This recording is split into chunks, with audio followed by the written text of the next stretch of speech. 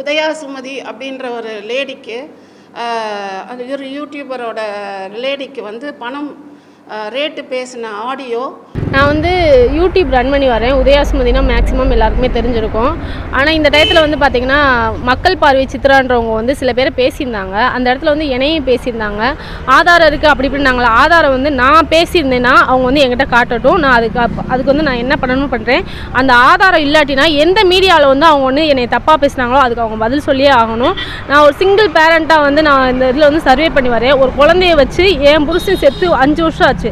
5 வருஷத்தோடு நான் இந்த இதை ரன் பண்ணி வர்றது எவ்வளோ கஷ்டம்னு எனக்கு தெரியும். அப்படி இருந்தும் அவங்க பேசியிருக்காங்க. அதுக்கு அவங்க பதில் சொல்லணும்னா என்ன பேர் பேசியிருந்தாங்க, என்ன சித்தரிச்சு அது வந்து எப்படி பேசியிருந்தாங்கன்னா பாலியல் இந்த மாதிரி பேசியிருந்தாங்க. நான் வந்து காசுக்கு போகிறேன்னு சொல்லி பேசியிருந்தாங்க. அப்படி என்னை ஒரு புள்ளி ஸ்டாப் கூட வைக்க முடியாது எந்த இடத்துலையும். அப்படி வச்சுருந்தாங்கன்னா அவங்க எனக்கு வந்து நிரூபிக்கணும். இப்போ எங்கே வந்திருக்கீங்க? என்ன நாங்கள் கமிஷனர் ஆஃபீஸ்க்கு வந்திருக்கோம். அவங்களுக்கு கம்ப்ளைண்ட் கொடுத்துருக்கோம். இதுக்கு வந்து அவங்க பதில் சொல்லணும். சொல்லலாட்டு அடுத்தடுத்து நான் மூவ் பண்ணிக்கிட்டே தான் இருப்பேன். அவங்க என்ன யூடியூப்ல அப்படி போட்டிருந்தாங்க, என்ன போட்டிருந்தாங்க? அவங்க வந்து தந்தி டிவி, பாலிமரி இந்த மாதிரி ஒரு நியூஸ் சேனலில் நிறைய பேரை பேசியிருந்தாங்க. அதில் வந்து என்னை வந்து ஒரு 2 செகண்ட் பேசியிருக்காங்க. ஆனால் பேசின விஷயம் வந்து ரொம்ப தப்பாக இருந்துச்சு. அதனால் நான் வந்து கம்ப்ளைண்ட் பண்ண வந்திருக்கேன். ஓகே, அவங்க மேலே என்ன மாதிரி கம்ப்ளைண்ட் கொடுத்துருக்கீங்க? அவங்க வந்து என்னை அவதூறுப்படுத்தி பேசியிருக்காங்க. மக்கள் முன்னாடி வந்து ரொம்ப கொச்சப்படுத்தியிருக்காங்க. அந்த பேரை வந்து எனக்கு மீட்டி கொடுக்கணும். இல்லை அவங்க வந்து எனக்கு ஆதாரத்தை காட்டணும். நான் பேசினேன், நான் இந்த மாதிரி தப்பான ஒரு பொண்ணுன்றதை வந்து அவங்க ஆதாரம் காட்டணும். அப்படி காட்டலைன்னா இதே மக்கள் முன்னாடி அவங்க வந்து எனக்கு வந்து பதில் சொல்லணும். வேறு என்ன மாதிரியான நடவடிக்கை எடுக்க சொல்கிறீங்க? காவல் ஆணையர் நான் வந்து இதுக்கு வந்து நியாயம் கிடைக்கின்றதை மட்டும்தான் ஃபஸ்ட்டு எடுத்து வைக்கிறேன். ஏன்னா ஒரு பொண்ணு வந்து தனியாக சர்வே பண்ணி வர்றது ரொம்ப கஷ்டம். அந்த லைஃப்பில் நானும் நிறைய சந்திச்சுட்டு வரேன். ஏன்னா நம்ம லைஃப்பில் நிறைய பேர் வருவாங்க. அதெல்லாம் தாண்டி அந்த விஷயத்தை வந்து எந்த விஷயம் நான் வரக்கூடாது என் மேலே நினச்சினோ அதே விஷயத்தை வச்சுருக்காங்க.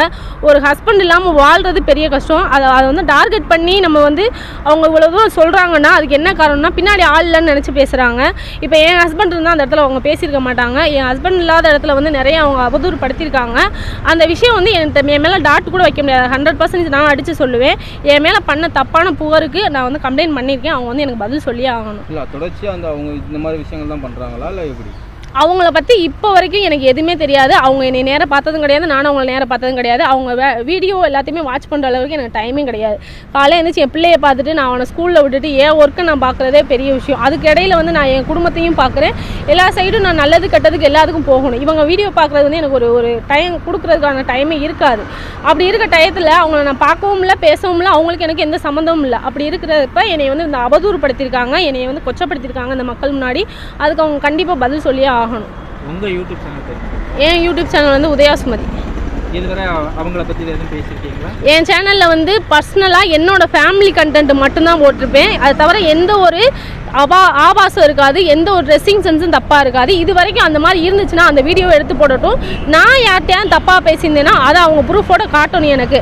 அப்படி காட்டலைன்னா இதே சேனல்ஸ் முன்னாடி அவங்க பேட்டி கொடுத்துருந்தாங்க இல்லையா, அவங்க முன்னாடி எனக்கு அவங்க பதில் சொல்லணும்.